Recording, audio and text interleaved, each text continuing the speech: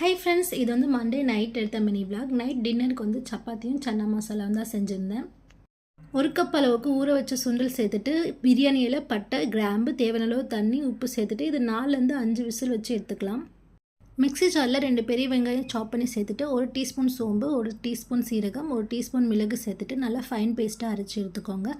கடாயில் தேவையான அளவு எண்ணெய் சேர்த்துட்டு எண்ணெய் நல்லா சூடானது பட்டை, கிராம்பு, ஏலக்காய் சேர்த்துட்டு அரைச்சி வச்ச பேஸ்ட்டையும் சேர்த்து நல்லா வதக்கிக்கோங்க. 1 டேபிள் ஸ்பூன் இஞ்சி பூண்டு பேஸ்ட் சேர்த்துட்டு இது ராஸ்மல் போகிற வரைக்கும் நல்லா வதக்கிக்கோங்க. மிக்ஸி ஜாரில் 3 மீடியம் சைஸ் தக்காளி சேர்த்துட்டு ஆல்ரெடி குக் பண்ணி வச்ச சுண்டலி சேர்த்து நல்லா ஃபைன் பேஸ்ட்டாக அரைச்சிட்டு இது கடாயில் சேர்த்திக்கோங்க. 1 பிஞ்ச் மஞ்சத்தூள், 1 டீஸ்பூன் மிளகாய்த்தூள், 2 டீஸ்பூன் மல்லித்தூள் சேர்த்துட்டு தேவையான உப்பு சேர்த்து நல்லா மிக்ஸ் பண்ணிக்கோங்க. இதில் ஒரு கொதி வந்ததுக்கப்புறம் ஆல்ரெடி குக் பண்ணி வச்சிருந்த சுண்டலை வந்து சேர்த்துக்கலாம்.